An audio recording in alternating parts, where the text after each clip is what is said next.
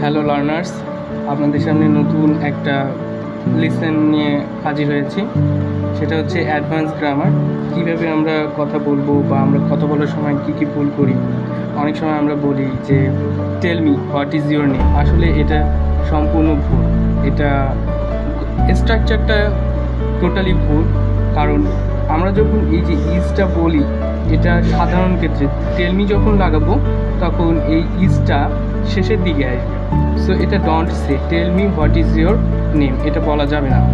So আমরা যদি বলতে চাই তাহলে আমাদেরকে বলতে হবে সে tell me what your name is.